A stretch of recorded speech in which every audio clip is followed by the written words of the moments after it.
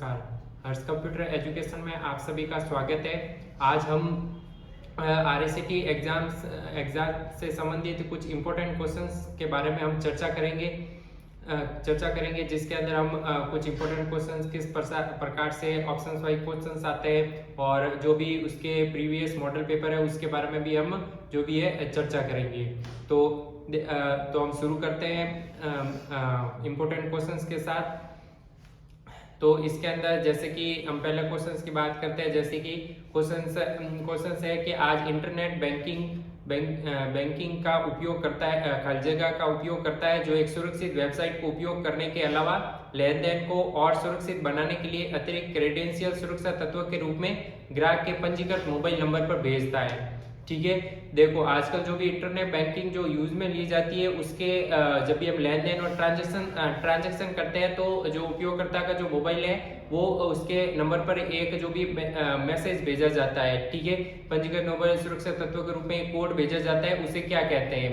ठीक है, तो वो होता है आपका, इसके अंदर जैसे ऑप्शन दे रहे कि open transaction password, open time password, one time password या पीटीएफ, इनमें से कौन सा होगा। तो इसका जो आंसर होगा वन टाइम पासवर्ड, यानी कि जो भी आजकल जो इंटरनेट बैंकिंग का जो भी इस्तेमाल करते हैं, जो भी लेन देन करते हैं, तो उसमें एक सुरक्षा तत्व के रूप में जो भी ग्राहक के पंजीकृत मोबाइल पर जो भी ये मैसेज भेजा जाता है कोड के रूप में, तो वो होता है उनका वन टाइम पासवर्ड, जिसको शॉर्ट में OTP भी कहते हैं।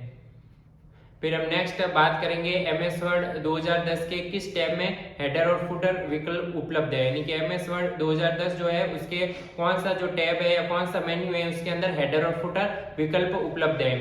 तो उसके तो वो टैब है आपका जो है वो टैब है आपका इंसर्ट टैब। इंसर्ट टैब के अंदर आपके जो भी है हेडर और फुटर विकल्प उपलब्ध रहते हैं। ठीक है, फिर है आपका MOOC का पूरा रूप क्या है। तो MOOC का इसके अंदर अलग अलग ऑप्शन दे रहे होंगे, जैसे मैसिव ऑनलाइन ओपन कोर्स है, मल्टीपल ऑनलाइन ओपन कोर्सवेयर है, mega online ocean of courses, इनमें से कोई नहीं। तो MOOC का जो पूरा रूप है वो है आपका मैसिव ऑनलाइन ओपन कोर्सेज। ठीक है, मैसिव ऑनलाइन ओपन कोर्सेज, या फिर इसका इस प्रकार से भी हो सकता है मैसिव ओपन ऑनलाइन कोर्सेज या मैसिव ऑनलाइन ओपन कोर्सेज। तो ये MOOC की फुल फॉर्म है।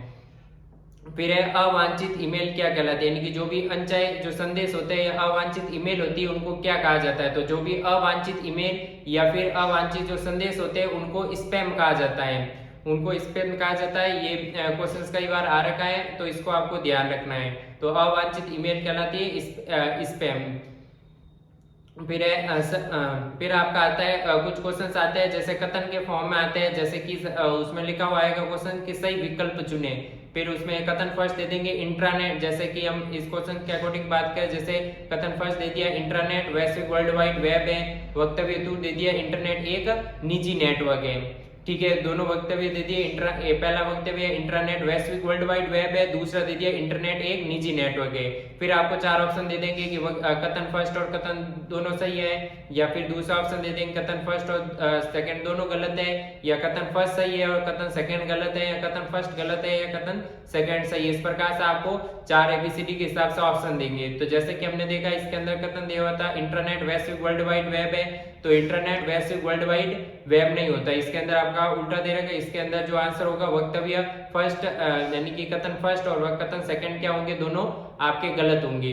तो इंटरनेट जो होता है वो आपका वैश्विक वर्ल्ड वाइड वेब होता है। ठीक है, इंटरनेट वैश्विक वर्ल्ड वाइड वेब होता है जो बड़े स्तर पर जो भी वर्ल्ड वाइड स्तर पर कार्य करता है। और जो इंट्रानेट होता है वो क्या होता है, एक निजी नेटवर्क होता है, जो एक पर्टिकुलर संस्था या उसके एरिया में ही जो भी काम करता है वो होता है इंट्रानेट, जो एक निजी नेटवर्क होता है। तो इस प्रकार से इसका क्वेश्चन आता है। तो इंटरनेट क्या है, वैश्विक वर्ल्ड वाइड वेब होगा, और इंट्रानेट जो है वो एक निजी नेटवर्क होगा। पैराग्राफ को दाएं बाएं या दोनों मार्जिन, नेक्स्ट क्वेश्चन की बात करेंगे, पैराग्राफ को दाएं बाएं या दोनों मार्जिन से दूर ले जाने के लिए किस ऑप्शन का यूज किया जाता है, यानी कि पैराग्राफ जो होता है, पैराग्राफ को जो दाएं या बाएं मार्जिन यानी कि दोनों पेज का जो मार्जिन होता है उसको दाएं बाएं या दोनों मार्जिन से दूर ले जाने के लिए किसका यूज किया जाता है। तो इसके अंदर ऑप्शन दे रहे हैं कि लाइन स्पेसिंग है, या अलाइनमेंट है, या इंडेंटिंग है, या बुलेटेड या नंबर लिस्ट है। तो इसका जो आंसर होगा वो होगा इंडेंटिंग। जो भी इंक्रीज इंडेंट और डिक्रीज इंडेंट का जो ऑप्शंस होता है एमएस वर्ड के अंदर, उसके द्वारा जो भी है, जो भी टेक्स्ट होते हैं, किसी पैराग्राफ होते हैं, उसको दाएं बाएं मूव कर सकते हो, यानी कि दोनों मार्जिन से दूर लेके जा सकते हो। दाएं मार्जिन से बाएं मार्जिन की ओर या बाएं मार्जिन से दाएं मार्जिन की ओर आप ले जा सकते हो। उसके लिए इंडेंटिंग का इस्तेमाल किया जाता है। इंडेंटिंग, इसमें दो ऑप्शन होते हैं, इंक्रीज इंडेंट और डिक्रीज इंडेंट। तो इसका आंसर होगा पैराग्राफ को दाएं बाएं दोनों मार्जिन से दूर ले जाने के लिए इंडेंटिंग का यूज किया जाता है। फिर नेक्स्ट हम बात करेंगे निम्नलिखित में से कौन सा मजबूत पासवर्ड माना जा सकता है। ठीक है, आपको मजबूत पासवर्ड किस प्रकार से होता है, तो मजबूत पासवर्ड हमारा मिलकर बना होता है। जो भी अल्फाबेट होते हैं, सिंबल होते हैं और न्यूमेरिकल, इन तीनों चीजों से जो पासवर्ड मिलकर बना होता है वो मजबूत पासवर्ड माना जाता है। तो इसके अंदर जैसे इसके अंदर ऑप्शन दे रखे हैं, जैसे RACAT, दूसरा दे रखा है स्ट्रॉन्ग पासवर्ड, तीसरा आपका है VMOU, फोर्थ है आपका VMOU@2017। तो इसका आंसर होगा VMOU@2017। VMOU जो कि अल्फाबेट है, @ क्या हो गया, सिंबल हो गया इसके अंदर, और 2017 लिखा वो आपका न्यूमेरिकल हो गया। तो इसके अंदर तीनों चीजें शामिल है, अल्फाबेट भी है और न्यूमेरिकल भी है और सिंबल भी है। तो तीनों चीजें इसके अंदर शामिल है। तो ये आपका क्या होगा, मजबूत पासवर्ड होगा। तो मजबूत पासवर्ड कौन सा होता है, जिसके अंदर जो है वो तीनों चीजें जो भी है वो शामिल होती है। अल्फाबेट भी होता है जिसके अंदर सिंबल भी होता है और न्यूमेरिकल होता है। तीनों चीजें जिसमें शामिल होती है और उनसे मिलकर जो पासवर्ड बना होता है वो आपका मजबूत पासवर्ड माना जाता है। फिर नेक्स्ट हम क्वेश्चन की बात करेंगे, इंटरनेट पर कंप्यूटर के माध्यम से इंटरनेट पर जो कंप्यूटर होता है वो किसके माध्यम से विशिष्ट रूप से पहचाना जाता है। तो इंटरनेट पर जो कंप्यूटर होता है वो आपके IP पता के द्वारा विशिष्ट रूप से पहचाना जाता है। तो इंटरनेट पर कंप्यूटर की पहचान किसके द्वारा होती है, आपकी IP पता के द्वारा होती है। यानी कि इंटरनेट IP का फुल फॉर्म होता है इंटरनेट प्रोटोकॉल। तो IP के द्वारा आपका इंटरनेट पर कंप्यूटर पहचाना जाता है। फिर हम नेक्स्ट क्वेश्चंस की बात करेंगे। नेक्स्ट क्वेश्चन है कि निम्न में से कौन सा इंपैक्ट प्रिंटर का एक उदाहरण है। तो इनमें से कौन सा एक प्रकार का इंपैक्ट प्रिंटर है। तो इसके अंदर ऑप्शन दे रखे inkjet printer, laser printer, dot matrix printer, ये उपरोक्त में से कोई नहीं।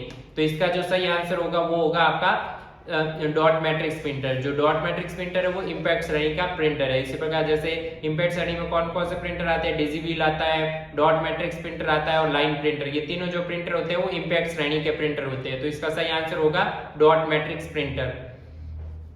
फिर नेक्स्ट है क्वेश्चन है, एक शक्तिशाली रिलेशनल डेटाबेस मैनेजमेंट सॉफ्टवेयर जिसका उपयोग डेटा के साथ ही साथ जानकारी को ट्रैक करने, साझा करने और रिपोर्ट करने के लिए किया जाता है। यानी कि ऐसा कौन सा जो भी सॉफ्टवेयर है जो एक शक्तिशाली रिलेशनल डेटाबेस मैनेजमेंट सॉफ्टवेयर है जिसका उपयोग डेटा के साथ साथ जो जानकारी होती है उसको ट्रैक करने के लिए, उसको साझा करने के लिए या फिर रिपोर्ट करने के लिए किया जाता है। तो इसके अंदर दे रखा है जैसे MS वर्ड है या MS एक्सेल है या MS आउटलुक है या MS एक्सेस है। तो जो हमारा MS एक्सेस है वो इसका सही आंसर होगा। तो MS एक्सेस जो है वो एक शक्तिशाली रिलेशनल डेटाबेस मैनेजमेंट सॉफ्टवेयर होता है जिसका उपयोग जो भी डेटा के साथ साथ जो भी जानकारी ट्रैक करने के लिए, रिपोर्ट करने के लिए इसका यूज किया जाता है। ठीक है, फिर नेक्स्ट जो क्वेश्चन है वो है आपका, जैसे आधार कार्ड संख्या में कितने अंक शामिल होते हैं। ये भी कई बार पूछा गया क्वेश्चन है कि आधार कार्ड संख्या, जो भी आपका आधार कार्ड होता है उसमें जो आधार कार्ड संख्या होती है वो कितने अंकों की होती है। तो वो आपकी होती है 12 अंकों की। जो आधार कार्ड संख्या होती है वो आपकी 12 अंकों की होती है। फिर नेक्स्ट हम बात करेंगे मिलान के टाइप का क्वेश्चन आ सकता है कि निम्नलिखित का मिलान कीजिए। ठीक है, जैसे कि ये क्वेश्चन दे रखा है 1 दे रखा है वो MS word, MS Excel, MS power और सामने दे रखा है स्लाइड, शीट और दस्तावेज। ठीक है, तो इनका मिलान करना है। ठीक है, तो सामने इनके क्या दे रखे, होम पेज दे रखे और सॉफ्टवेयर दे रखे हैं तीनों, MS वर्ड, MS एक्सेल और पावर पॉइंट, और इसके सामने होम पेज दे रखे हैं। तो इनमें से किसका कौन सा सही होगा वो हमें देखना है। तो MS वर्ड का जो होम पेज होता है वो क्या कहलाता है, डॉक्यूमेंट कहलाता है और हिंदी में उसको दस्तावेज बोला जाता है। ठीक है, MS वर्ड का जो होम पेज होता है उसको क्या कहेंगे हम, डॉक्यूमेंट या दस्तावेज। MS एक्सेल का जो होम पेज होगा उसको हम क्या कहेंगे, शीट कहेंगे। MS एक्सेल का जो होम पेज होता है उसको हम शीट कहते हैं, यानी कि वर्क शीट बोला जाता है। शीट या हम वर्क शीट उसको बोल सकते हैं, और उसका अन्य नाम जो होता है वो स्प्रेड शीट भी होता है। तो MS एक्सेल का जो होम पेज होता है उसको हम क्या कहेंगे, वर्क शीट या स्प्रेड शीट या नॉर्मली हम शीट भी उसको कह सकते हैं। फिर होता है MS power point. MS power point में क्या होता है, उसका जो होम पेज होता है उसको हम स्लाइड्स के नाम से जानते हैं। तो MS वर्ड का होम पेज हो गया आपका डॉक्यूमेंट या दस्तावेज, MS एक्सेल का होम पेज हो गया आपका वर्कशीट या स्प्रेडशीट, और MS पावर पॉइंट का जो होम पेज हो गया वो हो गया आपका स्लाइड। फिर हम नेक्स्ट आगे चलते हैं। फिर नेक्स्ट हम क्वेश्चन की बात करते हैं कि जॉयस्टिक जो है वो मुख्य रूप से किसके लिए इस्तेमाल किया जाता है, जॉयस्टिक मुख्य रूप से किसके लिए इस्तेमाल किया जाता है। तो फिर आपको इसके अंदर ऑप्शन दे देंगे स्क्रीन पर, ध्वनि नियंत्रण के लिए, कंप्यूटर गेमिंग के लिए, टेक्स्ट एंटर करने के लिए या प्रिंट टेक्स्ट के लिए। तो जॉयस्टिक का मुख्य रूप से उपयोग किया जाता है कंप्यूटर गेमिंग के लिए। तो गेमिंग के लिए जो यूज किया जाता है वो उपकरण होता है आपका जॉयस्टिक। फिर नेक्स्ट है हम आप कंप्यूटर से सोशल मीडिया का उपयोग निम्नलिखित में से किसके उपयोग से कर सकते हैं, यानी कि आप सोशल मीडिया का उपयोग किन के माध्यम से कर सकते हैं। इसमें आपको अलग अलग दे देंगे, जैसे पहले हम दे देंगे आपको डॉक्यूमेंट स्लाइड और पीपीटी इनके माध्यम से कर सकते हैं। दूसरे में आपको दे देंगे यूट्यूब, गूगल प्ले, आउटलुक इसके माध्यम से कर सकते हैं, या फिर फेसबुक, इंस्टाग्राम और ट्विटर आदि के माध्यम से हम सोशल मीडिया का उपयोग कर सकते हैं, या फिर एसएसओ, पीआरएसवाई या एलपीजी के माध्यम से कर सकते हैं। तो सोशल मीडिया का हम किसके माध्यम से उपयोग कर सकते हैं, सोशल मीडिया का हम फेसबुक, इंस्टाग्राम, ट्विटर, ये सारे जो है वो सोशल मीडिया प्लेटफॉर्म होते हैं। फेसबुक, इंस्टाग्राम, ट्विटर ये सारे जो है वो सोशल मीडिया प्लेटफॉर्म, इसके द्वारा हम सोशल मीडिया का उपयोग कर सकते हैं। तो ईपीडीएस प्रणाली, नेक्स्ट है ईपीडीएस प्रणाली के संबंध में बीपीएल का पूरा रूप क्या है। आजकल जो कंप्यूटर से रिलेटेड क्वेश्चंस आजकल जो पूछे जाते हैं, जो भी ई गवर्नेंस से संबंधित जो भी हमने डिजिटल सेवाएं शुरू की उससे संबंधित क्वेश्चन पूछे जाते हैं। जैसे ये क्वेश्चन है ईपीडीएस के संदर्भ में जो बीपीएल है उसका पूरा रूप क्या है, ईपीडीएस के संदर्भ में बीपीएल का पूरा रूप क्या है। तो बीपीएल का पूरा रूप क्या है, बिलो पावर्टी लाइन, क्या नाम है, बिलो पावर्टी लाइन उसका पूरा रूप है। तो बीपीएल का पूरा नाम हो गया बिलो पावर्टी लाइन। फिर नेक्स्ट है एक स्लाइड शो में स्लाइड चेंज होने पर डिस्प्ले के लिए अप्लाई इफेक्ट क्या होता है, यानी कि एक स्लाइड शो जब आप करते हो तो उसमें एक स्लाइड से दूसरी स्लाइड की तरफ हम जब जाते हैं, जब हम स्लाइड शो करते हैं तो एक स्लाइड से हम दूसरी स्लाइड पर मूव होता है तो उस पर जो अप्लाई इफेक्ट होता है वो क्या कहलाता है। तो जब भी हम एक स्लाइड से दूसरी स्लाइड पर एक स्लाइड से दूसरी स्लाइड आती है तो वो अलग अलग प्रकार से मूव करती हुई आती है, तो उसको मूव करने के लिए कौन सा अप्लाई इफेक्ट होता है उस पर, तो वो होता है आपका स्लाइड ट्रांजिशन। स्लाइड ट्रांजिशन के द्वारा जो भी होता है एक के बाद एक जो भी स्लाइड आती है वो किस प्रकार से मूव होती हुई आती है, उसके लिए हम स्लाइड ट्रांजिशन उसके अंदर यूज में लेते हैं। फिर नेक्स्ट है निम्न में से किस की मदद से आप कर्सर के दाईं ओर के अक्षरों को डिलीट कर सकते हैं, यानी कि जो भी कर्सर है उसके दाईं ओर के अक्षरों को डिलीट करने के लिए किसका यूज में लिया जाता है। तो दाईं ओर के अक्षरों को डिलीट करने के लिए उसमें यूज में लिया जाता है आपका डिलीट की। ठीक है, तो डिलीट की मदद से हम क्या कर सकते हैं, दाईं ओर के अक्षरों को डिलीट करने के लिए इसका यूज में लिया जाता है। इसमें ऑप्शन आपको मिल सकते हैं जैसे एंड की, बैक स्पेस की, डिलीट की या होम की, किन के मदद से आप कर्सर के दाईं ओर के अक्षरों को डिलीट कर सकते हैं। तो वो आप डिलीट की मदद से दाईं ओर के अक्षरों को डिलीट करने में इसका यूज लिया जाता है डिलीट की का। अगर आपको बाईं ओर के अक्षरों को डिलीट करना हो तो उसके लिए हम बैक स्पेस का यूज करते हैं। तो आपको किस प्रकार से ध्यान रखना है कि अगर जैसे कि दाएं, तो दाएं का मतलब डी से शुरू होता है और ये भी डी से है, तो दाएं मींस आप डिलीट की। ठीक है, तो डिलीट की से हम दाईं ओर के अक्षरों को डिलीट करते हैं, और बैक स्पेस ये भी बी से शुरू होता है, और ये जो भी बाएं है वो भी आपका बी से शुरू है, तो बाएं से आपको ध्यान रखना है बैक स्पेस। तो बाएं ओर के अक्षरों को डिलीट करना हो तो उसके लिए बैक स्पेस, और कर्सर के दाईं ओर के अक्षरों को डिलीट करना हो तो उसके लिए हम डिलीट की का यूज करेंगे। फिर हमारा है कि एमएस ऑफिस में व्यक्तिगत सूचना प्रबंधक और ईमेल संचार सॉफ्टवेयर कौन सा है, यानी कि जो भी एमएस ऑफिस है उसमें अलग अलग सॉफ्टवेयर होते हैं, तो उसमें से ऐसा कौन सा एमएस ऑफिस का कौन सा सॉफ्टवेयर है जो व्यक्तिगत सूचना प्रबंधक और ईमेल संचार सॉफ्टवेयर है। तो इसमें भी आपको दे देंगे ऑप्शन, जैसे एमएस आउटलुक है, एमएस वर्ड है, एमएस एक्सेल है या एमएस पावर पॉइंट है। तो इसका आंसर होगा एमएस आउटलुक। तो एमएस आउटलुक जो है वो व्यक्तिगत सूचना प्रबंधक यानी कि पर्सनल इंफॉर्मेशन मैनेजर और ईमेल संचार सॉफ्टवेयर है। जो भी आउटलुक होता है वो ईमेल से संबंधित होता है और जो भी पर्सनल इंफॉर्मेशन से संबंधित होता है। तो ये सारा काम होता है आउटलुक के द्वारा। तो आउटलुक है व्यक्तिगत सूचना प्रबंधक सॉफ्टवेयर और ईमेल संचार सॉफ्टवेयर। फिर नेक्स्ट हम क्वेश्चन की बात करते हैं एनटीएफएस कि एनटीएफएस का पूरा नाम क्या है। तो एनटीएफएस का पूरा नाम है न्यू टेक्नोलॉजी फाइल सिस्टम, यानी कि आजकल जो फाइल को ट्रांसफर करने से संबंधित जो न्यू टेक्नोलॉजी आई है, तो इसलिए इसका जो एनटीएफएस टेक्नोलॉजी आई, तो इसका एनटीएफएस का पूरा नाम है new technology file system. New technology file system इसका फुल फॉर्म होगा। फिर नेक्स्ट हम बात करेंगे निम्न में से कौन आयकर सेवाओं के अंतर्गत आता है, यानी कि जो भी आयकर सेवा होती है, यानी कि इनकम टैक्स से संबंधित जो सेवा होती है उनमें कौन सा आता है। तो आपको जैसे आपको ऑप्शन दे रखे हैं कि टिकट बुकिंग सेवाएं, बी दे रखा है टिकट रद्द सेवाएं, सी दे रखा है पैन कार्ड आवेदन और अपडेशन, डी दे रखा है ऑनलाइन रिफिल बुकिंग। तो इनमें से कौन सा जो है वो आयकर सेवाओं के अंतर्गत आता है। तो आयकर सेवाएं जो होती है उसके अंतर्गत आपका आएगा पैन कार्ड आवेदन और अपडेशन। पैन कार्ड आवेदन और अपडेशन जो है वो आपका आता है आयकर सेवाओं के अंतर्गत। यानी कि जो भी आपका पैन कार्ड होता है वो आपका आयकर विभाग जारी करता है और उसमें अपडेट से संबंधित वो सारा जो होता है वो आयकर सेवाओं के अंतर्गत आएगा। फिर हम नेक्स्ट क्वेश्चन की बात करते हैं कि निम्न में से कौन सा कथन सबसे उपयुक्त है। आपको इस प्रकार से क्वेश्चन आ सकते हैं कि इनमें से कौन सा कथन सही है। तो जैसे कि ये हाइपरलिंक से संबंधित क्वेश्चन है, निम्न में से कौन सा कथन सबसे उपयुक्त है। जैसे ये दे रखा है, उपयोगकर्ता एक स्लाइड से दूसरे स्थान पर जाने के लिए हाइपरलिंक का उपयोग करते हैं, या उपयोगकर्ता हाइपरलिंक का उपयोग किसी नेटवर्क या इंटरनेट स्थान पर जाने के लिए करते हैं, या उपयोगकर्ता हाइपरलिंक का उपयोग किसी अन्य फाइल या प्रोग्राम में जाने के लिए करते हैं, या उपरोक्त सभी। तो इसका सही आंसर होगा उपरोक्त सभी। हम जो भी हाइपरलिंक होता है वो आपके जो भी किसी भी डॉक्यूमेंट को किसी अन्य डॉक्यूमेंट से कनेक्ट करने में काम आता है। तो हम एक स्लाइड से दूसरे स्लाइड पर जाने के लिए हम हाइपरलिंक का यूज करते हैं, यानी कि एक स्लाइड को दूसरे स्लाइड से हम कनेक्ट कर सकते हैं। और जो भी है किसी नेटवर्क या इंटरनेट, यानी कि हाइपरलिंक का उपयोग हम किसी जो भी हम डॉक्यूमेंट से डायरेक्टली किसी नेटवर्क या इंटरनेट स्थान पर जाने के लिए भी कर सकते हैं, और हाइपरलिंक का उपयोग हम अन्य फाइल या प्रोग्राम में जाने के लिए भी कर सकते हैं। तो इसका आंसर होगा उपरोक्त सभी। फिर नेक्स्ट है हमारा सबसे उपयोग सही विकल्प चुने। ठीक है, फिर ये जो है आपका कीबोर्ड से रिलेटेड कुछ क्वेश्चन है कि सबसे उपयोग सही विकल्प। जैसे ये ऑप्शन दे रखा है, इसमें कैप्स लॉक, नम लॉक और स्क्रॉल लॉक टॉगल कुंजी है।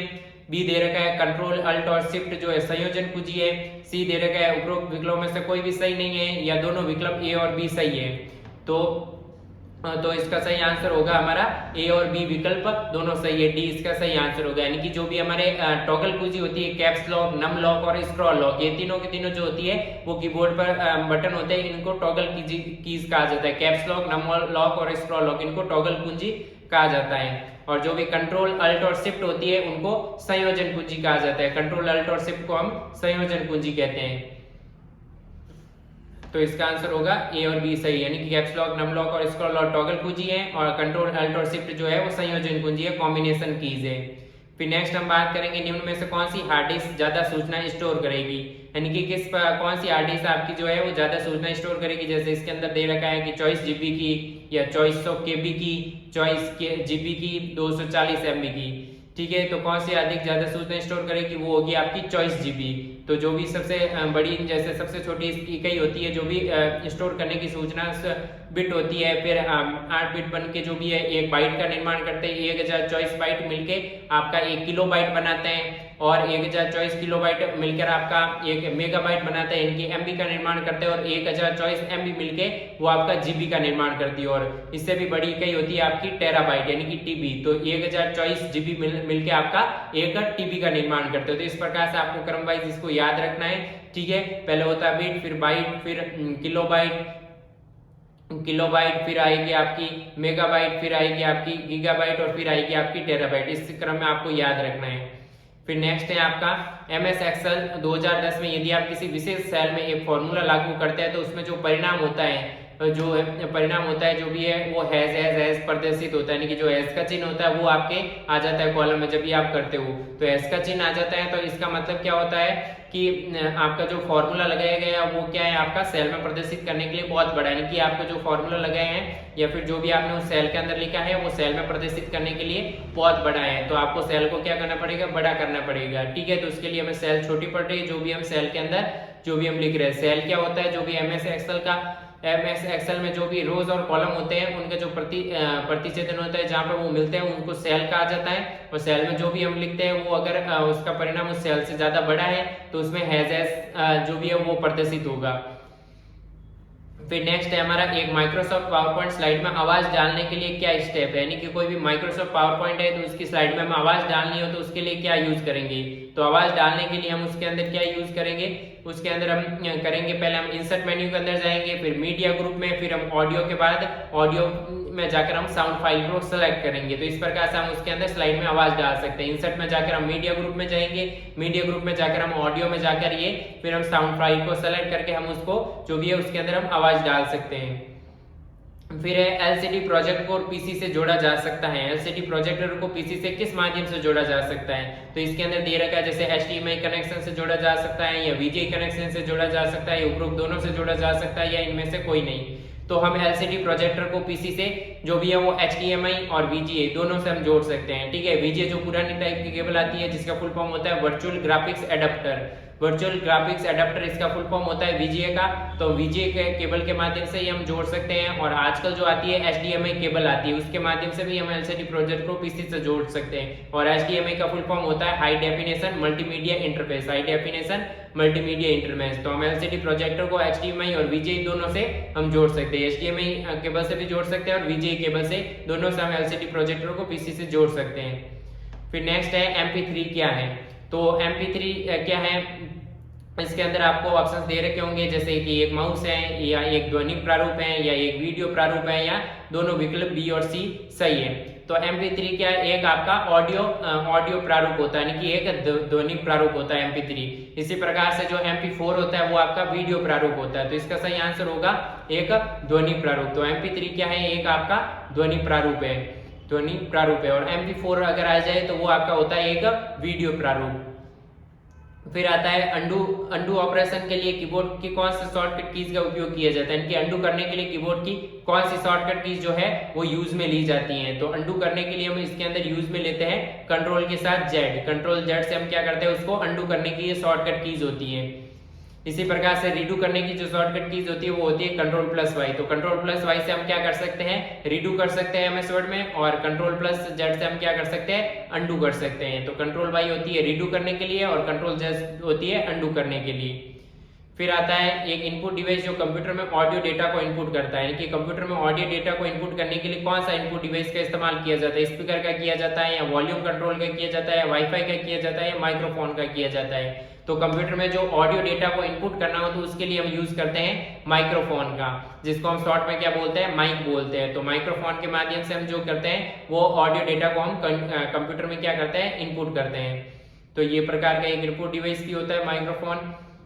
फिर हम नेक्स्ट बात करेंगे एक नई प्रेजेंटेशन, यानी कि जो भी आप नई जो MS पावर पॉइंट में आप प्रेजेंटेशन तैयार करते हो तो कोई भी नई प्रेजेंटेशन आप किसके द्वारा बना सकते हो। ये ऑप्शन दे रखा है कि आप खाली प्रेजेंटेशन है तो ब्लैंक प्रेजेंटेशन से आप तैयार कर सकते हो, या पहले से मौजूदा प्रेजेंटेशन उससे आप नई प्रेजेंटेशन बना सकते हो, या जो आजकल डिजाइन टेम्पलेट उपस्थित होते हैं पहले से बने उसके द्वारा आप नई प्रेजेंटेशन तैयार कर सकते हो, या फिर आप इसका D उपरोक्त सभी। तो हम एक नई प्रेजेंटेशन जो तैयार कर सकते हैं, हमारा जो भी ब्लैंक प्रेजेंटेशन है उसमें भी हम जो भी है नई प्रेजेंटेशन उससे भी हम तैयार कर सकते हैं, और जो भी अगर पहले से जो प्रेजेंटेशन पड़ी है उसमें भी कुछ एडिट वगैरह करके हम नई प्रेजेंटेशन तैयार कर सकते हैं। और तीसरा है डिजाइन टेम्पलेट, यानी कि जो भी पहले से डिजाइन जो आजकल टेम्पलेट उपलब्ध होते हैं, जो भी आजकल एडवांस सॉफ्टवेयर जो MS पावर पॉइंट के जो लेटेस्ट वर्जन है उसके अंदर डिजाइन टेम्पलेट उपस्थित होते हैं, तो हम डिजाइन टेम्पलेट के द्वारा भी एक नई प्रेजेंटेशन तैयार कर सकते हैं। तो हम नई प्रेजेंटेशन तीनों तरीके से बना सकते हैं। तो खाली प्रेजेंटेशन से, यानी कि ब्लैंक प्रेजेंटेशन से भी बना सकते हैं, और पहले से कोई मौजूद प्रेजेंटेशन उससे भी हम बना सकते हैं, और डिजाइन टेम्पलेट है उसके द्वारा भी हम नई प्रेजेंटेशन बना सकते हो। तीनों माध्यम से हम नई प्रेजेंटेशन क्रिएट कर सकते हैं। तो इसका आंसर होगा D उपरोक्त सभी, खाली प्रेजेंटेशन, मौजूद प्रेजेंटेशन और डिजाइन टेम्पलेट तीनों से हम क्या कर सकते हैं, एक नई प्रेजेंटेशन तैयार कर सकते हैं। फिर है निम्न में से कौन सा हार्डवेयर का उदाहरण नहीं है। तो इससे संबंधित हार्डवेयर सॉफ्टवेयर से संबंधित क्वेश्चन आते हैं, जैसे ये आ रखा है कि निम्न में से कौन सा हार्डवेयर का उदाहरण नहीं है। तो फिर आपको दे देंगे OCR, B दे दिया MS वर्ड, C दे दिया स्कैनर, D दे दिया प्रिंटर।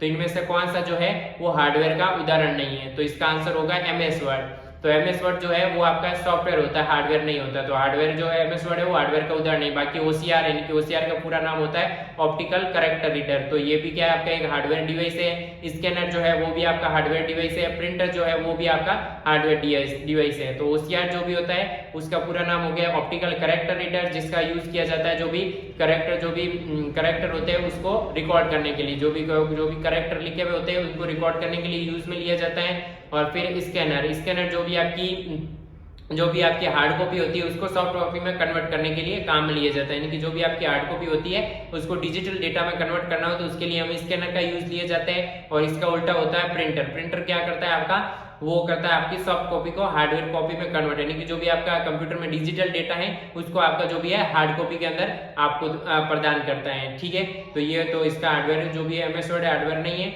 वो आपका एक सॉफ्टवेयर है। तो OCR, स्कैनर और प्रिंटर क्या है, हार्डवेयर के एग्जांपल्स हैं। फिर नेक्स्ट हम बात करते हैं MS एक्सेल। नेक्स्ट क्वेश्चन है MS एक्सेल 2010 में सेल एड्रेस का सही उदाहरण क्या है। MS एक्सेल 2010 में सेल एड्रेस का सही उदाहरण क्या है।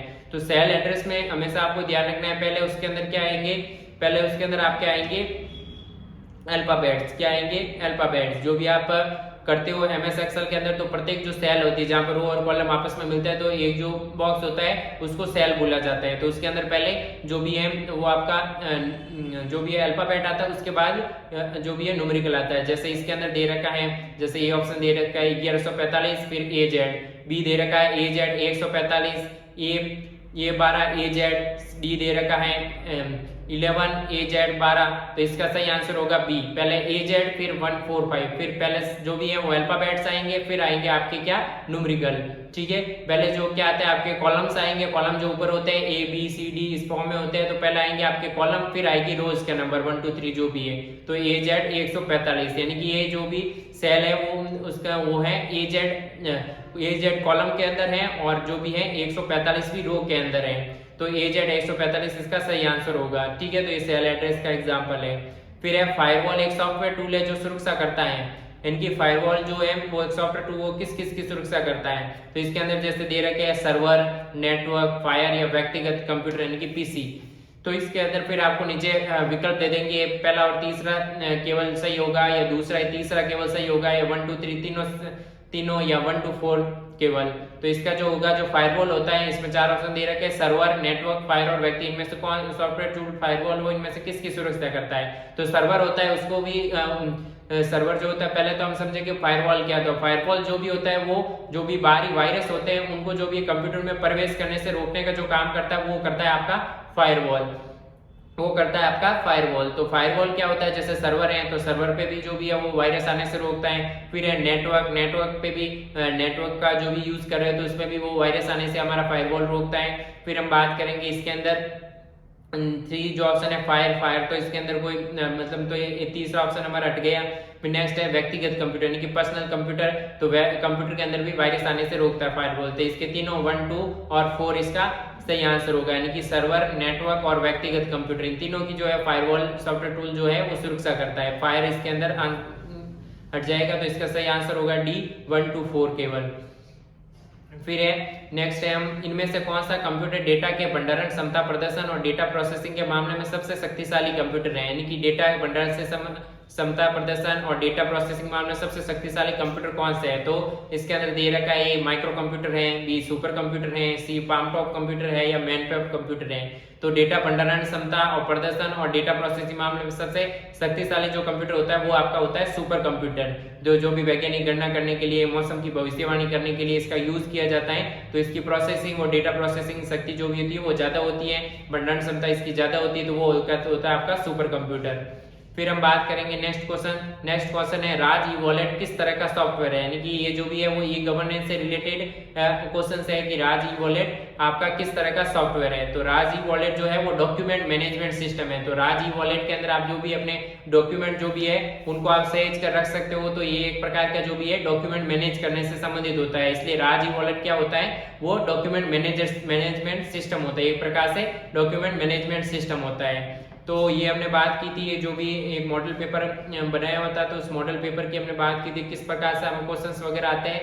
ठीक है, अब हम जो भी है कुछ प्रीवियस क्वेश्चंस पेपर हैं तो उससे संबंधित कुछ हम इंपॉर्टेंट क्वेश्चंस की बात करेंगे। जो भी हमारी ये प्रीवियस क्वेश्चंस पेपर है तो उससे संबंधित जो भी है वो हम इंपॉर्टेंट क्वेश्चंस जो है आ रखे हैं तो उससे संबंधित हम उनके बारे में हम बात वगैरह करते हैं। जैसे कि इन क्वेश्चन पेपर में पूछा गया है जैसे कि यूएसबी का पूर्ण रूप क्या है, यूएसबी का पूर्ण रूप क्या है। तो यूएसबी का जो पूर्ण रूप होता है वो होता है यूनिवर्सल सीरियल बस। वो क्या होता है, यूनिवर्सल सीरियल बस। ठीक है, इसके अंदर आपको दे सकते हैं ऑप्शन कि यूनिवर्सल सीरियल बैंड है, यूनिवर्सल सीरियल बस है या यूनिक सीरियल बस है या इनमें से कोई नहीं। तो यूएसबी का पूर्ण रूप क्या होगा, यूनिवर्सल सीरियल बस। क्या नाम होगा इसका, यूनिवर्सल सीरियल बस। फिर हम बात करते हैं जैसे कि आउटलुक में ईमेल बनाते समय बीसीसी का मतलब क्या होता है, यानी कि आउटलुक में जब भी ईमेल बनाते हैं तो उसके अंदर एक वर्ड आता है बीसीसी। ठीक है, तो बीसीसी का जो है वो मतलब क्या होता है, तो बीसीसी का मतलब होता है आपका blind carbon copy, blind carbon copy. इसी प्रकार इसके अंदर सीसी होता है तो सीसी का होता है वही कार्बन कॉपी इसका होता है, और बीसीसी का होता है ब्लाइंड कार्बन कॉपी। फिर हम नेक्स्ट बात करते हैं विंडोज 10 में इस्तेमाल एक तकनीक है जिसकी मदद से आप अपनी स्क्रीन को दूर दराज की स्क्रीन या मॉनिटर पर वायरलेस तरीके से देख सकते हैं। यानी कि वो कौन सी तकनीक है जिसके द्वारा आप जो भी अपनी स्क्रीन है वो दूर दराज की जो भी स्क्रीन है मॉनिटर पर वायरलेस तरीके से हम देख सकते हैं, तो वो होता है आपका स्क्रीन कास्ट। वो होता है आपका स्क्रीन कास्ट। तो स्क्रीन कास्ट जो होता है उसके माध्यम वो तकनीक को हम स्क्रीन कास्ट बोलते हैं। तो स्क्रीन कास्ट के माध्यम से जो भी है आप अपनी स्क्रीन को दूर दराज की स्क्रीन या मॉनिटर पर वायरलेस तरीके से हम देख सकते हैं। फिर हम बात करते हैं इनमें से, जैसे नेक्स्ट है कि इनमें से कौन सा हार्डवेयर डिवाइस नहीं है, निम्न में से कौन सा हार्डवेयर डिवाइस नहीं है। तो जैसे इसके अंदर दे रखा है ऑप्शन कि हार्ड डिस्क, रैम, फिर सी दे रखा है माउस, डी दे रखा है ब्राउजर। तो हमारे जो तीनों हैं हार्ड डिस्क, रैम और माउस, तीनों तो जो है हमारे हार्डवेयर डिवाइस है, लेकिन जो डी है ब्राउजर वो आपका हार्डवेयर डिवाइस नहीं है। तो इसमें ब्राउजर आया, तो ब्राउजर क्या होते हैं कि जिनके माध्यम से हम इंटरनेट चलाते हैं वो होते हैं आपके ब्राउजर, जैसे इंटरनेट एक्सप्लोरर हो गया, ठीक है, मोजिला फायरफॉक्स हो गया, गूगल क्रोम हो गया, ये सारे जो भी है वो ब्राउजर के एग्जांपल्स होते हैं। तो हमारा जो भी इनमें से कौन सा हार्डवेयर डिवाइस का नहीं है, तो वो हमारा ब्राउजर जो है वो हार्डवेयर डिवाइस है। बाकी हार्ड डिस्क हो गया, रैम हो गया, माउस हो गया, वो सारे क्या है आपके हार्डवेयर डिवाइस है। फिर हमने MP3 के बारे में भी देखा, MP3, MP4, उसमें जो भी है कि MP3 जो है वो आपका एक ध्वनि प्रारूप होता है और MP4 जो है आपका वीडियो प्रारूप होता है। फिर हम नेक्स्ट है इसके अंदर क्वेश्चन हम देखते हैं कि निम्न में से कौन सा व्यक्तिगत जानकारी प्रबंधक के रूप में जाना जाता है। तो व्यक्तिगत जानकारी के प्रबंधक के रूप में कौन सा जाना जाता है आपका, वो जाना जाता है आपका MS आउटलुक। वो होता है आपका MS आउटलुक जो है वो है व्यक्तिगत जानकारी प्रबंधक के रूप में जाना जाता है। फिर नेक्स्ट हम इसके अंदर बात करते हैं क्वेश्चन है कि जीपीएस का पूरा रूप क्या है, जीपीएस का पूर्ण रूप क्या है। तो जीपीएस का जो पूरा रूप है वो है आपका ग्लोबल पोजीशनिंग सिस्टम। वो होता है आपका ग्लोबल पोजीशनिंग सिस्टम। तो आपको अलग अलग जो भी ऑप्शंस दे देंगे तो इसका सही आंसर होगा ग्लोबल पोजीशनिंग सिस्टम, यानी कि जो भी आपकी पोजीशन है उसको दर्शाता है, यानी कि जीपीएस। फिर हम बात करते हैं कि एमएस डेटा का पदानुक्रम बढ़ता क्रम कौन सा है, यानी कि डेटा का जो पदानुक्रम है उसके अंदर जो डेटा का जो बढ़ता क्रम है वो कौन सा है। तो इसके अंदर जो भी आपको बताया था अभी कि फिर बिट होता है, फिर बाइट होता है। तो हम इसके अंदर हम बात कर रहे हैं डेटा से संबंधित। तो डेटा से संबंधित हम बात कर रहे हैं तो इसका जो होगा वो होगा ए, जैसे बिट, पहले बिट आएगा, फिर हमारा बाइट्स आता है, फिर आता है आपका फील्ड्स, फिर आपके रिकॉर्ड आता है, फिर फाइल आती है और फिर आपका डेटाबेस बनता है। तो बिट जो है वो सबसे छोटी इकाई होती है डेटा की, फिर आपकी बाइट्स, फिर आती है फील्ड, फिर आपका फील्ड से फिर रिकॉर्ड बनता है, फिर रिकॉर्ड जो होती है उससे फाइल बनती है और फाइल से हमारा जो भी होता है वो डेटाबेस तैयार होता है। तो ये जो भी है डेटा का जो भी है बढ़ता हुआ पदानुक्रम होता है। फिर नेक्स्ट हम बात करते हैं क्वेश्चन की कि निम्न में से कौन सा एक ऐप स्टोर है, निम्न में से कौन सा ऐप स्टोर है। कि जैसे फिर आपको दे देंगे Google play store, Apple app store या विंडोज स्टोर या उपरोक्त सभी, इनमें से कौन सा जो है वो आपका ऐप स्टोर है। तो इसका सही आंसर होगा उपरोक्त सभी। जो भी गूगल प्ले स्टोर है जो भी एंड्रॉइड मोबाइल के अंदर मिलता है गूगल प्ले स्टोर वो आपका ऐप स्टोर होता है, और एप्पल मोबाइल में एप्पल ऐप स्टोर होता है, और विंडोज स्टोर जो भी आपके कंप्यूटर के अंदर होता है वो विंडोज स्टोर होता है। तो तीनों प्रकार जो तीनों है जो है वो ऐप स्टोर है, जहां से हम किसी प्रकार का जो ऐप है वो डाउनलोड वगैरह हम कर सकते हैं। फिर है कंट्रोल पैनल कौन सी सुविधाएं प्रदान करता है। तो कंट्रोल पैनल जो कौन सी आपको सुविधाएं प्रदान करता है, हार्डवेयर को जोड़ने की करता है या सॉफ्टवेयर को जोड़ने या हटाने की करता है, सी दिनांक और समय बदलने की करता है, या उपरोक्त सभी करता है। तो जो भी आपका कंट्रोल पैनल होता है कंप्यूटर का वो तीनों जो होते हैं हार्डवेयर को जोड़ने की सुविधा भी करता है, सॉफ्टवेयर को जोड़ने हटाने की अभी जो भी है वो सुविधाएं प्रदान करता है, और दिनांक और समय जो भी है वो चेंज वो कंट्रोल पैनल ये तीनों सुविधाएं आपको प्रदान करता है। हार्डवेयर को जोड़ने की, सॉफ्टवेयर को जोड़ने हटाने की और दिनांक और समय बदलने की, तीनों की जो भी होती है वो सुविधाएं आपको प्रदान करता है। फिर है सीडी या डीवीडी में फाइल को कॉपी करने की प्रक्रिया को अक्सर क्या कहा जाता है, यानी कि सीडी या डीवीडी होती है उसमें फाइल को हम जो भी कॉपी करते हैं तो उस प्रक्रिया को क्या कहा जाता है। तो सीडी या डीवीडी में फाइल को कॉपी करने की जो प्रक्रिया होती है उसको हम बोलते हैं बर्निंग बोला जाता है। तो फाइल को कॉपी करने की जो प्रक्रिया होती है उसको हम बर्निंग कहते हैं। फिर नेक्स्ट जो हम बात करते हैं कि इसके अंदर कि ईमेल क्लाइंट में इनबॉक्स का अर्थ क्या है। ईमेल क्लाइंट में जो भी इनबॉक्स होता है उसका क्या अर्थ है। तो इनबॉक्स का अर्थ होता है वो स्थान जहां पर प्राप्त किया गया मेल रखा जाता है, यानी कि जहां पर हमें कोई भी मेल प्राप्त होता है वो वहां पर इनबॉक्स के अंदर चला जाता है। तो इसके अंदर आपको ये ऑप्शन मिल सकता है कि वो स्थान जहां पर प्राप्त किया गया मेल रखा जाता है, या भेजे गए मेल का स्थान होता है, हटाए गए मेल का स्थान होता है, स्पैम का स्थान होता है। ठीक है, तो जहां से वो स्थान जहां पर हमें प्राप्त किया गया मेल रखा जाता है वो होता है आपका इनबॉक्स, वो होता है आपका इनबॉक्स। और जो भी बाकी आपके नेक्स्ट हमारा जो क्वेश्चन है वो हम बात करेंगे कि सही विकल्प चुने। तो सही विकल्प से संबंधित कथन फर्स्ट दे रखा है कि स्कैनर इनपुट डिवाइस का एक उदाहरण है या नहीं है। फिर कथन 2 दे रखा है हार्ड डिस्क दोनों इनपुट और आउटपुट डिवाइस का एक उदाहरण है। तो इसका जो आंसर सही होगा वो आपका सी सही होगा, यानी कि वक्तव्य 1 सही है और वक्तव्य 2 गलत है। यानी कि वक्तव्य पहला क्या था, स्कैनर इनपुट डिवाइस है। तो स्कैनर क्या है, आपका एक इनपुट डिवाइस होता है, वो क्या करता है, आपका जो भी कंटेंट होता है वो कंप्यूटर में प्रवेश कराने का काम करता है। जो हार्ड कॉपी के अंदर कंटेंट है उसको जो भी है डिजिटल में कन्वर्ट करने का काम करते हैं। तो ये क्या हो गया, स्कैनर इनपुट डिवाइस हो गया। दूसरा जो है हार्ड डिस्क दोनों इनपुट या आउटपुट डिवाइस एक उदाहरण है, वो गलत है। इनपुट और आउटपुट दोनों डिवाइस का ये उदाहरण नहीं है।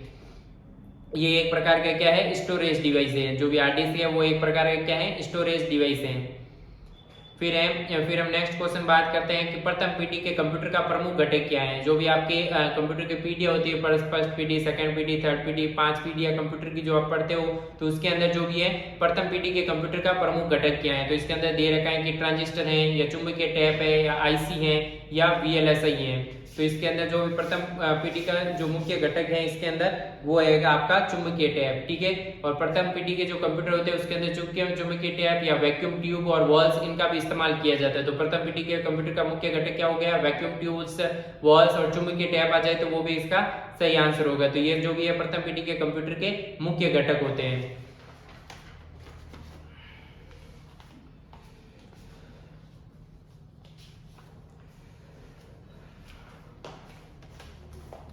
फिर हम नेक्स्ट क्वेश्चंस की अगर हम बात करते हैं कि कॉलेज और विश्वविद्यालयों में विद्यार्थियों की जो पहचान होती है उसके लिए किस कार्ड का इस्तेमाल किया जाता है। कॉलेज और विश्वविद्यालयों में जो भी पहचान की जाती है वो की जाती है स्मार्ट कार्ड। आज जो भी आईडी कार्ड वगैरह है तो वो भी आपकी स्मार्ट कार्ड की तरह आजकल काम करते हैं। तो कॉलेज या विश्वविद्यालयों में विद्यार्थियों की जो पहचान होती है उसके लिए जो किया जाता है वो स्मार्ट कार्ड का इस्तेमाल किया जाता है।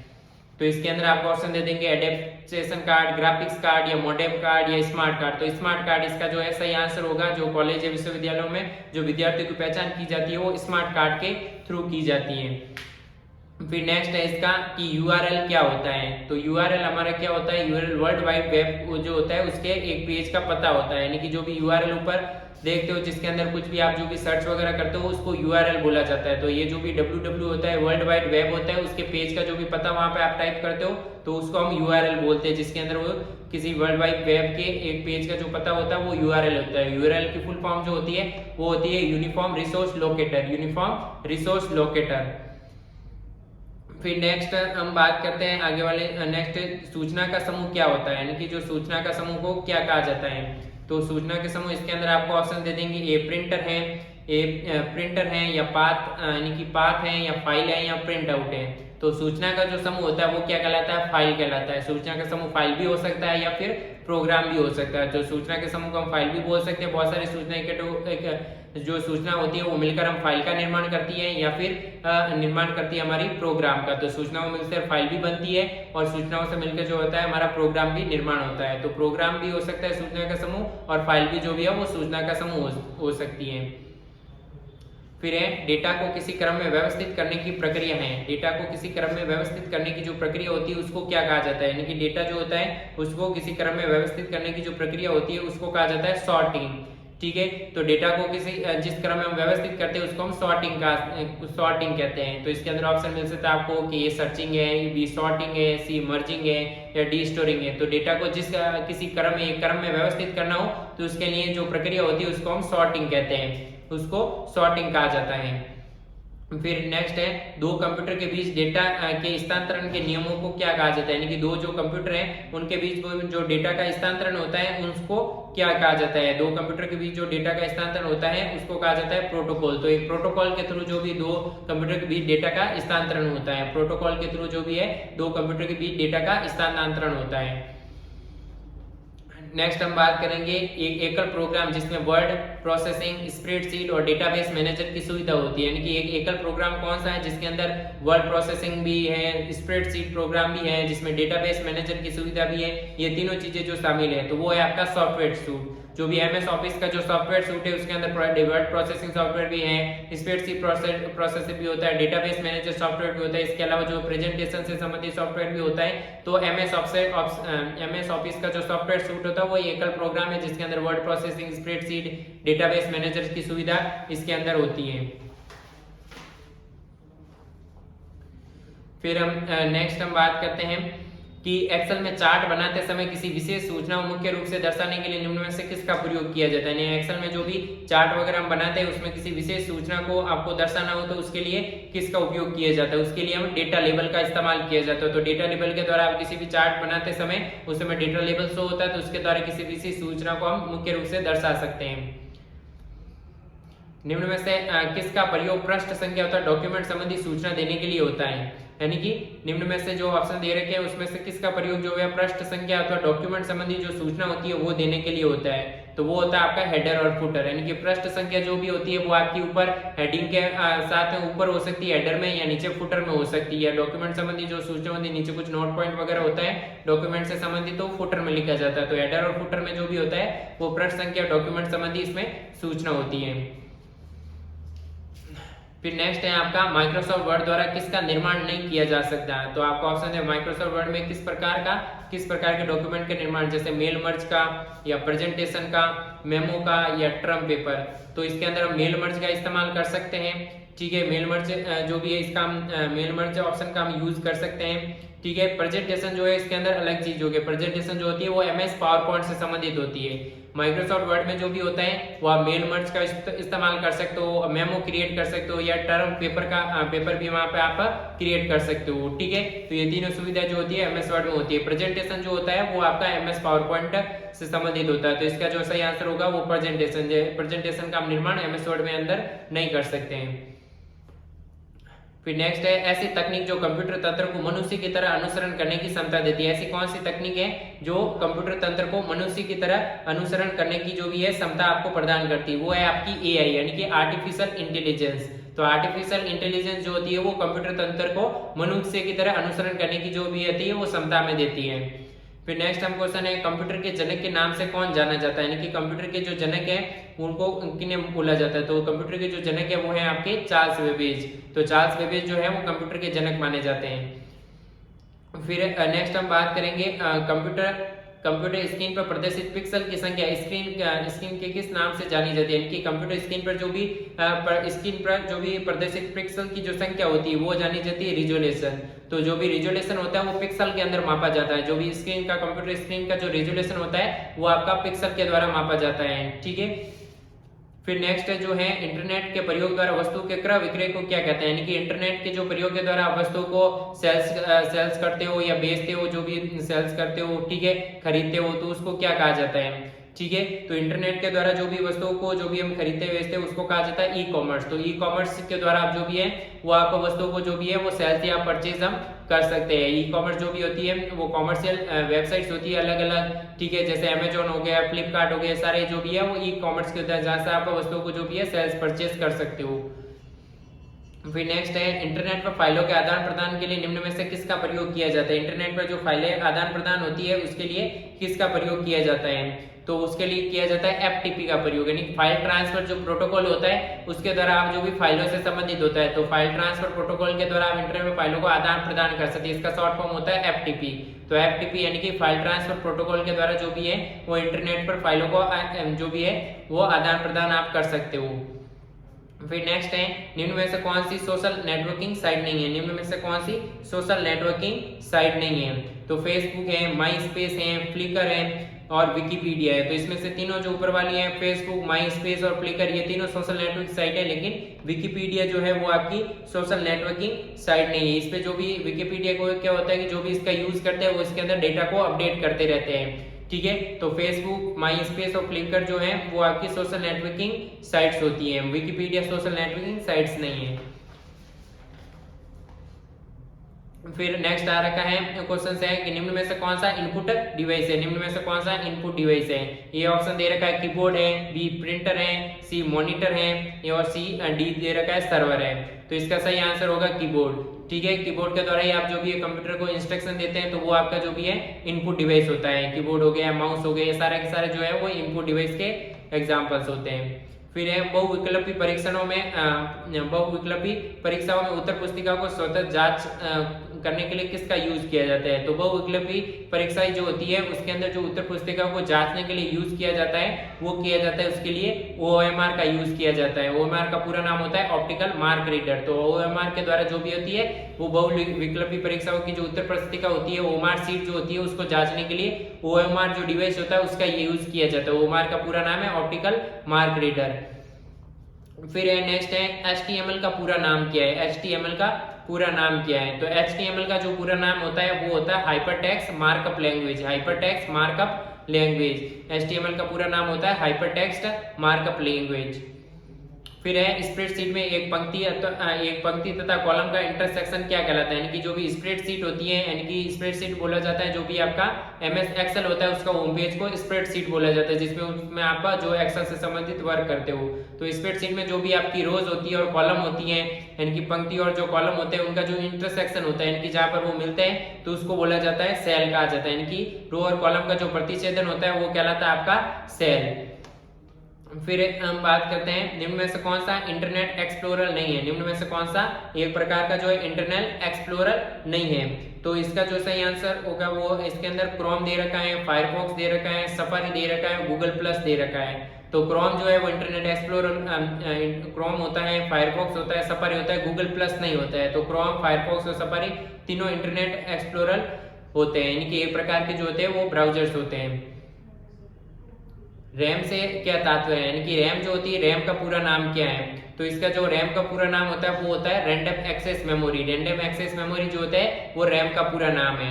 फिर दे रखा है निम्न में से किसका संबंध कंप्यूटर के प्रोसेसर से नहीं है? निम्न में से किसका संबंध कंप्यूटर के प्रोसेसर से नहीं है? तो इसके अंदर एग्जांपल दे रखे हैं, ये दे रखा है ड्यूल कोर, बी दे रखा है i7, सी दे रखा है सेलेरॉन और डी दे रखा है एंड्रॉइड। तो इसके अंदर जो एंड्रॉइड है वो प्रोसेसर से संबंधित है। ड्यूल कोर, i7, सेलेरॉन, ये जो भी है इस टाइप के जो भी है प्रोसेसर मार्केट के अंदर उपलब्ध रहते हैं। तो i7 भी प्रोसेसर होता है, ड्यूल कोर भी प्रोसेसर भी मिलते हैं और सेलेरॉन प्रोसेसर भी मिलते हैं। तो ये तीनों जो है प्रोसेसर से संबंधित है, एंड्रॉइड नहीं है। एंड्रॉइड क्या जो होता है वो मोबाइल का जो भी ऑपरेटिंग सिस्टम होता है वो एंड्रॉइड होता है।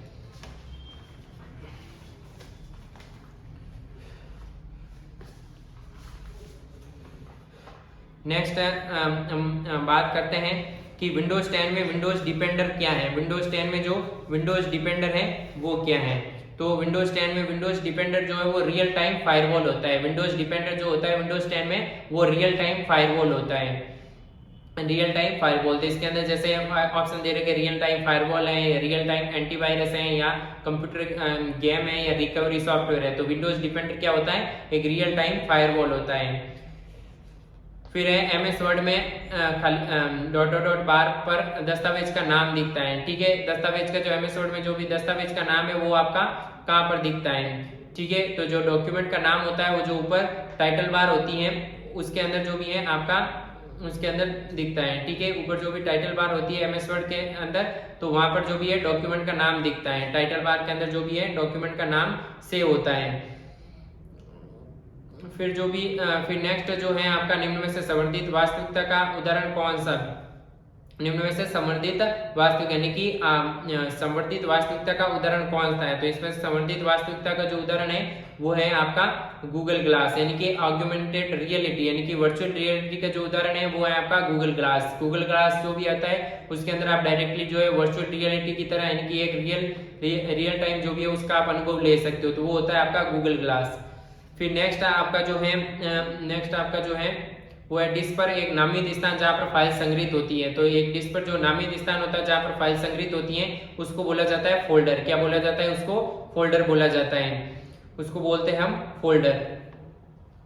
ठीक है, तो ये फोल्डर के अंदर जो भी है डिस्क का वो स्थान होता है जहाँ पर हम फाइल संग्रहित करते हैं वो उसको बोलते हैं हम फोल्डर बोलते हैं। ठीक है, फिर नेक्स्ट है कि इनमें से पेन ड्राइव की विशेषता नहीं है। इनमें से कौन सी पेन ड्राइव की विशेषता नहीं है? ठीक है, ये पोर्टेबल डिवाइस है। ठीक है, ये सही है, पोर्टेबल डिवाइस होता है पेन ड्राइव। ये यूएसबी पोर्ट के माध्यम से जुड़ता है, हाँ, तो पेन ड्राइव हम यूएसबी पोर्ट के माध्यम से जोड़ते हैं। ये ऑप्टिकल ड्राइव का उदाहरण है, ये आपका गलत होगा, ये ऑप्टिकल ड्राइव का उदाहरण नहीं होता है।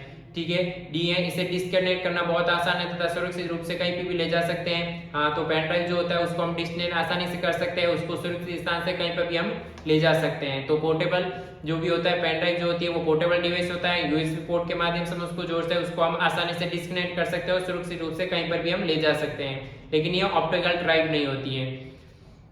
फिर है वेब पेज देखने के लिए उपयोगकर्ता को वेबसाइट पर क्या दर्ज करना होता है, जिसे कहते हैं वेबसाइट पर जो भी पता दर्ज करते हैं उसको क्या कहते हैं, यानी कि वेब पेज देखने के लिए जो वेबसाइट पर पता दर्ज करते हैं उसको क्या कहते हैं। तो जहाँ पर वेब पेज देखने उपयोगकर्ता वेबसाइट में जहाँ पर भी पता दर्ज करता है उसको बोला जाता है यूनिफॉर्म रिसोर्स लोकेटर, यूआरएल बोला जाता है। फिर है एमएस पावर पॉइंट में टैब का उपयोग करके स्लाइड शो के दौरान एक स्लाइड से दूसरी स्लाइड पर स्थानांतरित करने की गति को नियंत्रित कर सकते हैं। तो हम एमएस पावर पॉइंट में जब एक स्थान से दूसरे स्लाइड शो चेंजेस के दौरान हम स्थानांतरित करते हैं तो उसको बोला जाता है ट्रांजिशन, यानी कि एक स्लाइड से दूसरी स्लाइड पर जब मूव होते हैं तो वो जो इफेक्ट अप्लाई होता है वो होता है आपका ट्रांजिशन। फिर है कच्चे तत्वों जैसे अक्षरों, शब्दों और ध्वनियों को क्या जाना जाता है। तो जो भी कच्चे तत्व होते हैं जैसे अक्षर होते हैं, शब्द होते हैं, ध्वनि होते हैं, उनको कहा जाता है डेटा कहा जाता है। उनको क्या कहा जाता है, डेटा कहा जाता है। फिर है जब आप अधूरा ईमेल बंद करते हैं तो ईमेल आमतौर पर कहाँ पर सेव होता है। जब हम कभी भी जो भी अधूरा जो ईमेल छोड़ देते हैं वो हमारा सेव होता है ड्राफ्ट के अंदर। जो भी हमारा अगर कोई भी मोबाइल के अंदर भी कुछ भी जो चीजें वो हम छोड़ देते हैं बीच में हम बंद कर देते हैं वो ड्राफ्ट के अंदर आपका सेव हो जाता है। ठीक है, तो जो भी अधूरा ईमेल हम बंद करते हैं तो वो आपका सेव होगा ड्राफ्ट के अंदर। फिर है को आमतौर पर इंटरनेट पर यातायात निर्देशन में कार्य करने के लिए इस्तेमाल किया जाता है। इनकी इंटरनेट पर निर्देशन के लिए कार्य करने के लिए जो इस्तेमाल किया जाता है वो होता है आपका राउटर। इनकी राउटर को जो भी है यातायात निर्देशन के मामले में कार्य करने के लिए इसका इस्तेमाल किया जाता है राउटर का।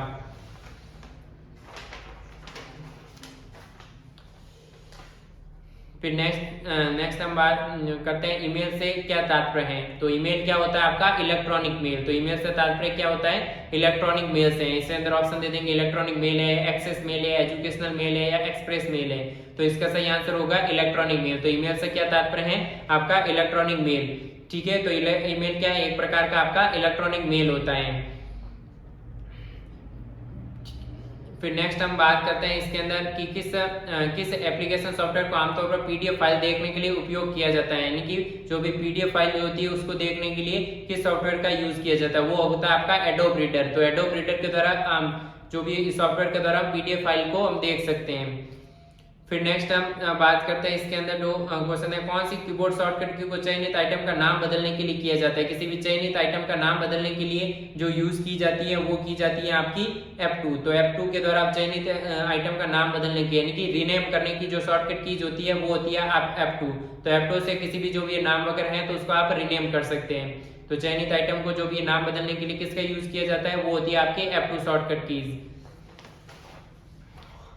फिर नेक्स्ट है एमएस पावर पॉइंट में स्लाइड शो के लिए शॉर्टकट कुंजी क्या है, यानी कि जो भी एमएस पावर पॉइंट में आप स्लाइड शो करते हो तो उसकी शॉर्टकट कुंजी क्या है। तो स्लाइड शो करने की जो शॉर्टकट कुंजी है वो है आपकी F5। तो F5 जो है वो स्लाइड शो करने की जो है वो शॉर्टकट कुंजी होती है। फिर नेक्स्ट है कि निम्न में से कौन सा डीबीएमएस का लाभ नहीं है। तो डेटाबेस मैनेजमेंट जो होता है उसका कौन सा एक प्रकार का जो भी है वो लाभ नहीं है। ठीक है, तो इसका जो है वो डेटा निर्भरता। तो इसके द्वारा आप जो भी है एक्सेस कर सकते हो, डेटा को एक्सेस कर सकते हो डीबीएमएस पे। इसमें डेटा सुरक्षा आपको मिलती है और कम विकास समय यानी कि बहुत ही कम समय में आप उस डेटा को मैनेज कर सकते हो। तो डेटाबेस मैनेजमेंट सिस्टम के द्वारा आप जो भी है वो कुशलता के साथ डेटा को एक्सेस कर सकते हो, डेटा को सुरक्षित रख सकते हो और कम समय में उसको कर सकते हो, लेकिन डेटा पर निर्भरता नहीं होती इसके द्वारा। फिर नेक्स्ट हम देखते हैं इसके अंदर विंडोज में उपलब्ध एप्लीकेशन सॉफ्टवेयर हैं जो चित्र को बनाने या संपादन करने में प्रयोग आता है। यानी कि विंडोज में एक जो सॉफ्टवेयर रहता है, कौन सा सॉफ्टवेयर है जो होते हैं उसको आप संपादित करने के लिए काम आता है, जो भी चित्र बनाते हैं वो किस काम आता है, वो होता है आपका MS पेंट। तो MS पेंट के द्वारा जो भी आप चित्रों को बना सकते हो उसको संपादित कर सकते हो। ठीक है,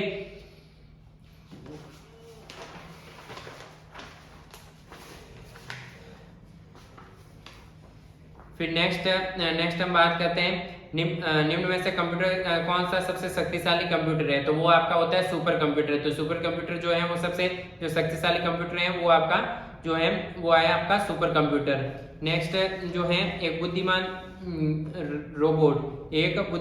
रोबोट। तो इसका जो सही आंसर हो, बुद्धिमान रोबोट वाले का जो सही आंसर होगा वो अपने पर्यावरण में परिवर्तन का जवाब देता है, आग मूंदकर अनुशासन का पालन करता है, एक डिश वॉशर से अधिक वर्तीय बुद्धि नहीं रखता है और या उपरोक्त सभी रखता है।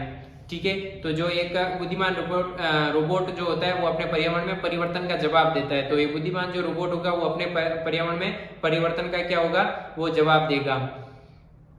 फिर है निम्न में से कौन सा प्रिंटर ग्राफिक्स को प्रिंट नहीं कर सकता। ठीक है, निम्न में से कौन सा प्रिंटर है जो आपके ग्राफिक्स जो होते हैं उसको आपका प्रिंट नहीं कर सकता। तो जो इसके अंदर दे रखा है कि जैसे इंकजेट प्रिंटर दे रखा है, इसके अंदर लेजर प्रिंटर दे रखा है, इंकजेट प्रिंटर है, लेजर प्रिंटर है, या फिर जो भी है डेजी व्हील प्रिंटर है, या उपरोक्त में से कोई नहीं। ठीक है, तो इसका जो सही आंसर होगा वो होगा आपका डेजी व्हील प्रिंटर। तो डेजी व्हील प्रिंटर के द्वारा जो भी है वो आप ग्राफिक्स को जो है वो आप प्रिंट नहीं कर सकते हैं। बाकी आप इंकजेट प्रिंटर हो गया, लेजर प्रिंटर हो गया, इनके द्वारा आप ग्राफिक्स को आसानी से उसमें आप प्रिंट वगैरह कर सकते हो। तो जो भी इम्पैक्ट प्रिंटर्स जो होते हैं आपके, इम्पैक्ट प्रिंटर के अंदर आप जो ओनली टेक्स्ट को प्रिंट कर सकते हो, और नॉन इम्पैक्ट प्रकार के जो प्रिंटर होंगे उसके अंदर आप टेक्स्ट और जो भी छवि होती है यानी कि ग्राफिक्स होते हैं उनको आप प्रिंट कर सकते हो। फिर है TFT का पूरा नाम क्या है? TFT का पूरा नाम क्या है? TFT का पूरा नाम होता है थिन फिल्म ट्रांजिस्टर, यानी कि जो भी ट्रांजिस्टर होते हैं उसके ये प्रकार का ट्रांजिस्टर होता है TFT। तो TFT क्या है आपका? थिन फिल्म ट्रांजिस्टर होता है, थिन फिल्म ट्रांजिस्टर होता है। फिर है MS पावरपॉइंट में मोशन पाथ क्या है? MS पावरपॉइंट में मोशन पाथ जो होती है प्रक्रिया होती है वो क्या होती है? तो मोशन पाथ क्या है? स्लाइड पर जो भी आइटम है उनको मूव कराने की एक विधि होती है, आइटम्स को गतिशील करने की एक विधि होती है। तो मोशन पाथ क्या होता है? MS पावरपॉइंट स्लाइड्स को आइटम्स को स्लाइड्स पर मूव कराने की जो विधि होती है उसको हम मोशन पाथ के नाम से जानते हैं। तो मोशन पाथ क्या है? स्लाइड्स को स्लाइड पर आइटम्स को मूव कराने के लिए जो आपके एनिमेशन के अंदर मिलता है मोशन पाथ ऑप्शन। तो उस मोशन पाथ के ऑप्शन के द्वारा स्लाइड पर जो भी आइटम्स होते हैं उनको आप मूव कर सकते, टेक्स्ट हो गया, पिक्चर हो गया, कोई ऑब्जेक्ट हो गया अन्य, तो उसको आप मूव आउट करवा सकते हो। फिर है ऑपरेटिंग सिस्टम का उपयोग क्या है? ऑपरेटिंग सिस्टम जो होता है उसका क्या उपयोग है? तो ऑपरेटिंग सिस्टम का जो उपयोग है वो होता है वो संसाधनों को प्रबंधित करता है, इनकी मैनेज करने का काम करता है, संसाधनों को प्रबंधित करता है, यूजर इंटरफेस प्रदान करता है, और एप्लीकेशंस को चलाने के लिए जो भी आपके एप्लीकेशन सॉफ्टवेयर है उसको चलाने के लिए उपयोग में ऑपरेटिंग सिस्टम। अगर ऑपरेटिंग सिस्टम नहीं है तो आपके कोई भी आप एप्लीकेशन सॉफ्टवेयर नहीं चला सकते। तो एप्लीकेशन सॉफ्टवेयर चलाने के ऑपरेटिंग सिस्टम जरूरी है, संसाधनों का प्रबंधन करने के लिए ऑपरेटिंग सिस्टम जरूरी होता है, और यूजर का जो इंटरफेस है उसको प्रदान करने के लिए जो होता है वो ऑपरेटिंग सिस्टम जो उसका यूज में लिया जाता है।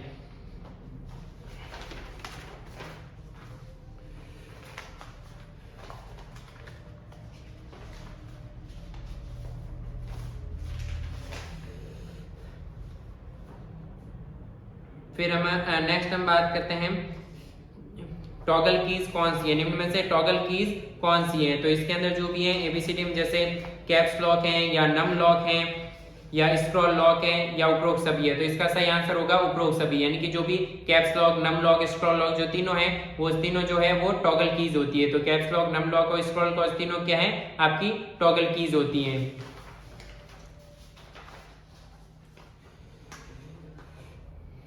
फिर निम्न में से कौन सा कैशलेस लेन देन का समर्थन करता है? सबसे उपयुक्त विकल्प का आपको चयन करता है, यानी कि कौन सा आपका कैशलेस जो भी है लेन देन का समर्थन करता है। कैशलेस लेन देन का समर्थन कौन करता है? डेबिट कार्ड से भुगतान, या क्रेडिट कार्ड से भुगतान, या नेट बैंकिंग से भुगतान, में से कौन सा कैशलेस लेन देन का समर्थन करता है? तो इसका आंसर होगा सही उपरोक्त सभी। डेबिट कार्ड, क्रेडिट कार्ड से भुगतान और नेट बैंकिंग से भुगतान तीनों माध्यम जो है वो कैशलेस लेन देन का समर्थन करते हैं। ठीक है, फिर नेक्स्ट है आपका 8 बाइट्स का संग्रह को क्या कहा जाता है? जो भी 8 बाइट्स का संग्रह होता है उसको क्या कहा जाता है? ठीक है, तो इससे जो भी 8 बाइट्स का जो संग्रह होता है जैसे दे रखा है बिट है, रिकॉर्ड है, निबल है, इनमें से कोई भी नहीं। तो इसका सही आंसर होगा इनमें से कोई नहीं। ठीक है, क्योंकि जो 8 बाइट्स का जो संग्रह होता है जबकि जो 8 बिट होते हैं वो मिलकर आपका 1 बाइट बनाते हैं। तो 8 बाइट्स के संग्रह जो भी ना तो रिकॉर्ड होगा, ना बिट होगा, ना निबल होता है। तो इसका है इनमें से कोई नहीं। प्रिंटर के उत्पादन की गुणवत्ता किस में मापी जाती है? जो प्रिंटर होता है उसकी जो उत्पादन की गुणवत्ता है वो किसके अंदर मापी जाती है? तो प्रिंटर के उत्पादन की जो गुणवत्ता होती है वो आपकी मापी जाती है डॉट पर इंच के अंदर। वो किसके अंदर मापी जाती है? DPI के अंदर डॉट पर इंच के अंदर जो होती है वो प्रिंटर की गुणवत्ता मापी जाती है। तो डॉट पर इंच के अंदर जो होती है वो प्रिंटर की गुणवत्ता मापने के लिए इसका यूज में लिया जाता है। फिर नेक्स्ट है जीमेल में निम्नलिखित लेबल आने वाली ईमेल्स को दर्शाने के लिए किया जाता है। तो आने वाली जो ईमेल्स होती है उसको दर्शाने वो कहाँ पर रखी जाती है? आपकी इनबॉक्स के अंदर आती है। जो भी ईमेल आती है आपकी वो रखी जाती है आपकी इनबॉक्स के अंदर, वो आपकी इनबॉक्स के अंदर रखी जाती है। गूगल द्वारा एंड्रॉइड उपकरणों के लिए विकसित एक अंतर्राष्ट्रीय ऑनलाइन सॉफ्टवेयर कौन सा है? गूगल द्वारा एंड्रॉइड उपकरणों के लिए जो विकसित है वो आपका एक अंतर्राष्ट्रीय ऑनलाइन सॉफ्टवेयर कौन सा है? तो वो आपका होगा इसके अंदर गूगल प्ले स्टोर। तो एंड्रॉइड उपकरण के लिए क्या होता है? गूगल प्ले स्टोर होता है। एप्पल के जो डिवाइस होते हैं उसके लिए एप्पल ऐप स्टोर होता है, ठीक है। और जो कंप्यूटर वगैरह के अंदर हम लैपटॉप के अंदर यूज लेते हैं वो आपका होता है विंडो स्टोर, वो आपका होता है विंडो स्टोर। फिर नेक्स्ट हम बात करते हैं कि MS पावरपॉइंट 2010 में स्मार्ट आर्ट ग्राफिक्स कौन से टैब में उपलब्ध है? यानी कि MS पावरपॉइंट 2010 में जो स्मार्ट आर्ट जो भी ग्राफिक्स है वो किस टैब में आपका उपलब्ध है? तो वो आपका टैब है आपका इंसर्ट टैब। तो स्मार्ट आर्ट ग्राफिक्स जो है वो इंसर्ट टैब के अंदर उपलब्ध है आपका। विंडोज 10 में टास्क बार का मूलभूत स्थान कहाँ पर होता है? तो विंडोज 10 में जो बाय डिफॉल्ट जो टास्क बार होती है उसका स्थान कहाँ पर होता है? तो बाय डिफॉल्ट जो टास्क बार का स्थान होता है वो होता है आपका नीचे, यानी कि सबसे जो विंडोज के सबसे नीचे वाली जो पट्टी होती है उसको हम बोलते हैं टास्क बार। जहाँ पर स्टार्ट बटन होता है, डेट एंड टाइम प्रदर्शित होता है, वो सारा का सारा कहाँ पर होता है? वो बॉटम में, यानी कि सबसे निचली जो पट्टी होती है उसको हम टास्क बार बोलते हैं। तो टास्क बार में क्या होता है? डेट, टाइम एंड और स्टार्ट बटन भी वहीं पे आपका उपस्थित होता है।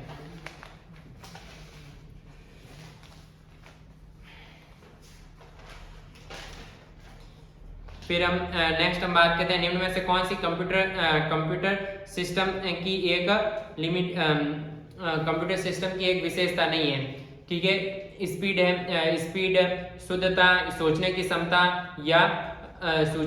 या परिश्रम। तो इसके अंदर जो सोचने की क्षमता है वो कंप्यूटर सिस्टम की कोई भी विशेषता नहीं होती है। तो कंप्यूटर जो भी है वो अपने अकॉर्डिंग सोच नहीं सकता है। तो आज हमने जो भी है वो कुछ RSAT से संबंधित इंपॉर्टेंट क्वेश्चंस के बारे में चर्चा की, जो आपके लिए बहुत उपयोगी होंगे, आपके RSAT एग्जाम्स के लिए बहुत उपयोगी साबित होंगे। धन्यवाद।